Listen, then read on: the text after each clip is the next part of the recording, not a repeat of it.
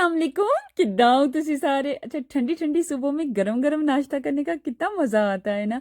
बस मैं उसी नाश्ते को एंजॉय करने के लिए यहाँ पे गरम गरम अपना पैनकेक पराठा बना रही थी क्योंकि उसके बाद मैंने जाना था स्कूल। नहीं नहीं, ऐसी कोई बात नहीं है। मुझे एक नॉर्वेजियन स्कूल से विंटर शो का इनविटेशन आया था, तो मैंने सोचा कि पहले गर्मा गर्म नाश्ता कर लूँ क्योंकि मेरे पेट में चूहे कूद रहे थे। और ये ना हो कि वहां पे जाके मेरा पेट गुड़ूं गुड़ूं करे और नाल वाला भाई मेरे मुंह वाल वेखन ना पे मेरी बेइज्जती हो जाए। Exactly exactly। अच्छा, ऐसा नहीं करना चाहिए, आपको घर से नाश्ता करके जाना चाहिए क्योंकि जो अगर घर से खा के जाएंगे तो आगे भी जाके मिलेगा। अच्छा, अभी मैं वीडियो बना ही रही थी और साथ ही मेरा मोबाइल डिग गया थल्ले। मैं कहनी लै नहीं पैन, तू बन बैठी है बड़ी ब्लॉगर, तू रहन दे, तेरे को नहीं होना। यहाँ पर मैं आप सब लोगों को चा चा कर रही थी। अच्छा, यहाँ पर मैं बना रही थी पैनकेक पराठा। एक्चुअली आप भी सोच रहे होंगे हैं ये कौन सा भाई, पैनकेक होगा या पराठा होगा। ये दोनों ही है, ये पैनकेक भी है और पराठा भी है। इसका जो बैटर है वो पैनकेक की तरह बनता है, लेकिन आपने इसको पकाना पराठे की तरह होता है।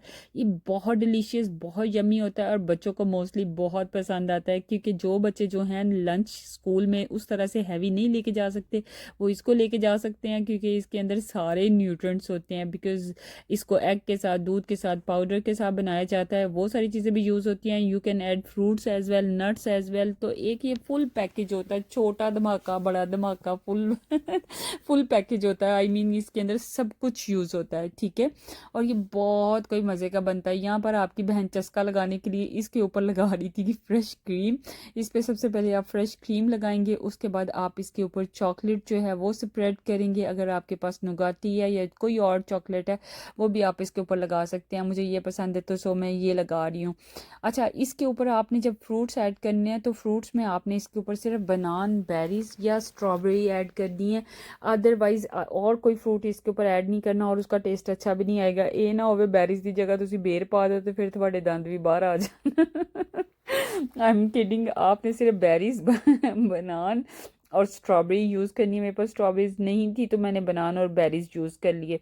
और ये जो है ना फ्रूट्स, ये एक्चुअली आपकी सेहत के लिए भी बहुत अच्छे हैं। बच्चों को तो लाजमी फ्रूट्स खाने चाहिए। उनको मैंने पहले भी बताया था, दिन में एक एग जो है ना वो लाजमी दिया करें, बच्चों की हाइट के लिए बहुत अच्छा होता है, ठीक है। और उसके अलावा यहाँ पर मैंने बेरीज ऐड की हैं, साथ इसमें बनाना ऐड किया। अब मैं इसके ऊपर जो है ना वो सिरप ऐड करूँगी, जो कि यहाँ पे मैंने पैनकेक का ही अपने रखा हुआ है, ठीक है। ये पैनकेक का सिरप ऐड करूँगी, इससे इसका टेस्ट जो है ना इन्हेंस हो जाता है और बहुत मज़े का आता है। कुछ लोग इसके अंदर आइसक्रीम भी ऐड करते हैं साथ में रख के और आइसक्रीम यूज़ करते हैं, लेकिन मेरा कोई मूड नहीं सी ठंडा गर्म करने का। सो मैंने इसको इस तरीके से मुद्दा सीधा किया और उसके बाद मैंने इसको फोक के साथ अपने पेट में दड़म दड़म गिरा लिया। यहाँ पर मैं स्कूल के लिए रेडी होके जा रही थी तो मैंने आप लोगों के लिए खूबसूरत सा ब्रिज जो है ना ये भी कवर कर लिया वीडियो के अंदर। अच्छा, इसके दोनों साइड पे समंदर है, मैं उसको कवर नहीं कर सकी, बस इसको ब्रिज को ही मैं वीडियो के अंदर लेके आ सकी। अच्छा लें जी, आज मैं आपको नॉर्वे का गांव जो है वो भी दिखा देती हूँ। ये नॉर्वे का विलेज है। एक्चुअली अगर आप नॉर्मली तौर पे नॉर्वे का विलेज देखें तो वो भी सिटीज़ की तरह ही नज़र आते हैं, उसमें आपको कोई डिफरेंस नज़र नहीं आएगा। फैसिलिटीज़ तो बिल्कुल सेम है, there is no difference at all. दोनों ही फैसिलिटेट हैं, इनके सिटीज़ और इनके विलेज, मतलब दोनों को ही सेम फैसिलिटीज़ मिलती हैं, कोई फ़र्क नहीं है। बस इतना सा फ़र्क होता है कि जो यहाँ के गांव होते हैं वहाँ पर खेत होते हैं और किसान जो हैं वो खेतों में अपना घर बना के जानवरों के घरों के साथ ही रहते हैं। लेकिन यहाँ पे खैर इन लोगों ने जानवरों को भी इतने ही अच्छे तरीके से रखा होता है कि इंसानों में और उनमें फ़र्क नज़र नहीं आता है।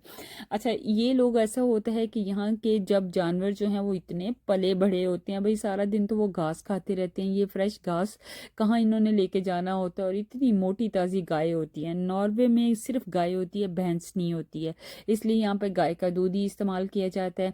अच्छा, ये देखें, आपको खेत नज़र आ रहे होंगे। इस वक्त तो इनके पास कोई इतनी ख़ास फसल नहीं होती। नॉर्वे ज़्यादातर चीज़ें जो है ना वो इम्पोर्ट करता है खाने पीने की।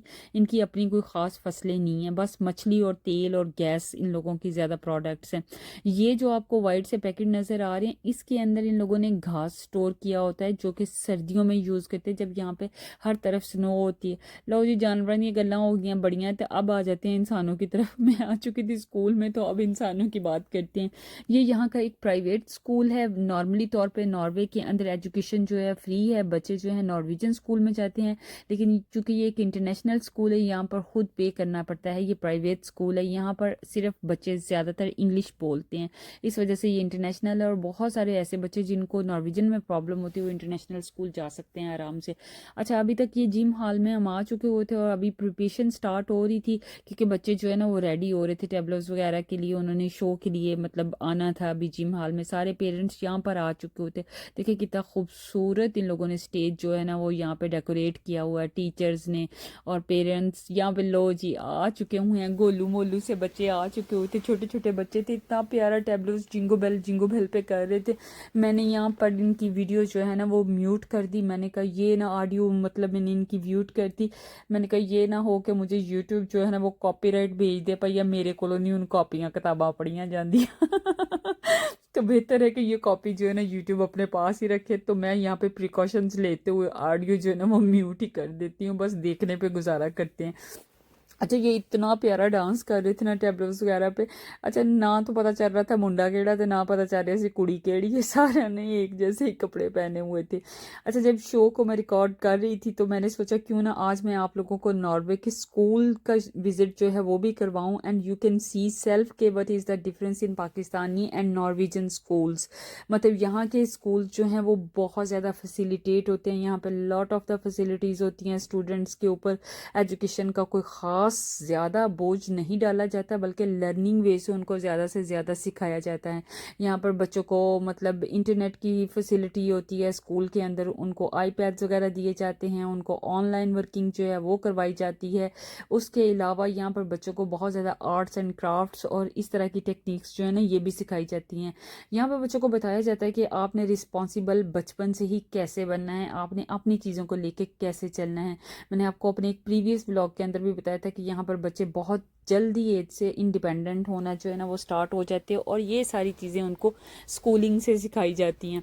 अच्छा, आप सोच रहे होंगे भाई ये क्लास के अंदर कुर्सियाँ जो है टेबल्स पे क्यों रखी हुई हैं, नॉर्वेजियन स्टूडेंट्स ऐसे पढ़ते हैं? नहीं नहीं, ऐसा कोई बात नहीं है। इसका मतलब ये है कि स्कूल टाइम ख़त्म हो चुका है और जब क्लास का टाइम ख़त्म होता है तो बच्चे और टीचर इन चेयर्स को उठा के टेबल पे रख देते हैं, ताकि जो क्लीनिंग लेडी आए या आदमी आए वो आके आराम से फ्लोर को साफ़ कर सके। और ये बच्चों और टीचर की रिस्पॉन्सिबिलिटी होती है कि उन्होंने ही क्लास को अरेंज करना है, उन्होंने ही क्लास के टेबल्स वगैरह को साफ़ करके जाना है, अपनी सारी चीज़ें अपनी जगह पे रख के जानी है ताकि कल उन्हें वहाँ पे मिल सके। अच्छा, यहाँ पर बच्चों को आईपैड्स जो हैं वो स्कूल में काम के लिए प्रोवाइड की जाते हैं, और उनकी सारी क्लासेस जो हैं उनको ऑनलाइन ही करवाई जाती हैं। जिस टाइम वो घर में जाते हैं तो उनकी ऑनलाइन मतलब ऐसी साइट्स बनी होती हैं जहाँ से उन्होंने अपने लेसन्स करने होते हैं। वो किताबों का और बस्तों का बोझ उन्होंने नहीं उठा के घर लेके जाना होता। पाकिस्तान में मुझे याद है बहुत भारी भारी बस्ते होते हैं, बेचारे बच्चों का ना बस कुड़ुब निकल जाता है अच्छा, यहाँ पर देखिए इन्होंने डिफरेंट तरह के चार्ट्स जो हैं वो भी लगाए होते हैं। यहाँ पे स्कूल के अंदर लाइब्रेरी मौजूद होती है, वहाँ से बुक्स ले सकते हैं बच्चे और बुक्स पढ़ सकते हैं। यहाँ पर बच्चों को बहुत छोटी क्लासेस से उनको साइंस के प्रोजेक्ट्स वगैरह स्टार्ट करवाना शुरू कर दिए जाते हैं, ताकि बच्चे जो है ना वो खुद इस चीज़ के लिए एलिजिबल हो सकें, खुद सीख सकें। ये एक इंटरनेशनल स्कूल है, यहाँ पर बहुत सारे डिफरेंट कंट्रीज़ के बच्चे जो है ना वो मिक्स पढ़ते हैं। You can see here India, Pakistan, Norway, Bangladesh and माशाल्लाह से फ़लस्तीन के बच्चे जो हैं वो भी स्कूल के अंदर आके पढ़ते हैं। और यहाँ पर इन्होंने इतना ज़्यादा मतलब चीज़ों को अरेंज किया होता है कि बच्चों को आर्ट्स के काम सिखाए जाते हैं, बच्चों को निटिंग सिखाई जाती है, even though they learn cooking as well, ताकि बच्चों को अगर खुद कुक करना पड़ जाए तो वो सीख लें। जब भी इनके कोई भी ट्रेडिशनल डेज होते हैं तो उस पर जो इनके ट्रेडिशनल फूड्स होते हैं वो स्कूल में कुकीज़ वगैरह, केक, इस तरह की चीज़ें जो हैं ये खुद बच्चों के साथ स्कूल के किचन में बेक करते हैं। वो बाकायदा बच्चों के लिए बनाया जाता है यहाँ पर किचन। अच्छा, ये देखें जी, ये बच्चों के लिए इंटरटेनमेंट के लिए मूवी रूम है। यहाँ पर इन लोगों ने टीवी लगाया हुआ। अच्छा, इसके ऊपर ये कोई रोमांटिक या शाहरुख खान की फिल्में नहीं लगाते हैं इसके ऊपर ये एजुकेशनल मूवीज़ लगाते हैं ताकि बच्चे एजुकेशन के थ्रू सीख सकें। ये वो टैप है और बाहर की चीज़ें हैं जहाँ पर बच्चे जब आउटडोर एक्टिविटीज़ करके आते हैं, स्कूल में ब्रेक होती है तो यहाँ पर आके वो अपने हाथ और पाँव धो के स्कूल की क्लासेस के अंदर जा सकें। बाकायदा उनकी प्लेसेस बनी होती हैं, उनके नाम वहाँ पर ऊपर उन्होंने एलेबोरेट किए होते हैं जहाँ पर वो अपनी चीज़ें जो हैं वो हैंग आउट कर सकें, अपनी चीज़ें यहाँ पर पर वो जूते रखते हैं, इवन के सर्दियों और गर्मियों वाले कपड़े। उसके अलावा यहाँ पर स्कूल में एक ऐसा रूम होता है जहाँ पर वो अपने कपड़े ड्राई भी कर सकते हैं जब गीले हो जाएं। लुक एट दिस क्लास, कितनी ब्यूटीफुल है। मतलब टीचर्स ने इतनी खूबसूरत तरीके से आर्ट्स के काम करा करा के इसको डेकोरेट किया हुआ है। अभी शो जो है वो ख़त्म नहीं होते। यहाँ पर ये प्यारी प्यारी सी बच्चियाँ जो है ना, ये अभी भी टेबलोस पे प्ले कर रही थी। ये शायद 2 क्लास की या 3 क्लास की बच्चियाँ थी, लेकिन इनके ड्रेसेस देखें, इनके थीम देखें, इतने खूबसूरत ये सारे बच्चे लग रहे थे और सब लोग बहुत ज़्यादा इस शो को एंजॉय कर रहे थे। मैंने भी इस शो को बहुत ज़्यादा एंजॉय किया। सारे पेरेंट्स भी आए हुए थे, इवन सबके चेहरे पे खुशी देखने वाली थी। बाकी स्कूल, नॉर्वे के जो स्कूल का सिस्टम है, इसके बारे में मैं एक ऐसी वीडियो बनाऊंगी जिसमें आप लोगों को बताऊंगी कि नॉर्वे में स्कूलिंग सिस्टम कैसा है। कुछ मैंने आपको बस थोड़ा बहुत जितना दिखा सकती थी उतना दिखा दिया, क्योंकि आपको एक लिमिट से ज़्यादा रिकॉर्ड करने की इजाज़त नहीं होती है। स्कूल की एक प्राइवेसी होती है, आप वहाँ पे हर चीज़ को रिकॉर्ड नहीं कर सकते। लेकिन उसके सिस्टम के बारे में मैं आपको ज़रूर बताऊँगी। नॉर्वे में बहुत खूबसूरत सिस्टम है। ये करते करते जनाब यहाँ पर मैं आगे रिकॉर्ड करते करते सूरज को, क्योंकि मुझे इतना प्यारा ये लग रहा था। यहाँ पे सूरज के गुरूब होने का टाइम था, और नॉर्वे में जब सूरज गुरूब होता है ना, हाय मैं आपको नहीं बता सकती कितनी को रोमांटिक वाइब्स आती हैं। मैं यहाँ पे पानी के किनारे आ गई थी सूरज को गुरूब करते करते, लेकिन सूरज भाईजान शायद छिप के पीछे छुप गए थे। लेकिन इतना कोई यहाँ पर पीसफुल सा मतलब मोमेंट था ना। शाम का टाइम था, साथ में पानी चल रहा था, ठंडी सी हवा थी, सूरज थे और परिंदे बोल रहे थे। अच्छा जनाब, यहाँ पर जब 14वीं की रात होती है ना, इतना कोई खूबसूरत चांद होता है, एडा वड्डा चांद होता। मैं कह हैं इतना तो मैंने कभी पाकिस्तान देखा ही नहीं है।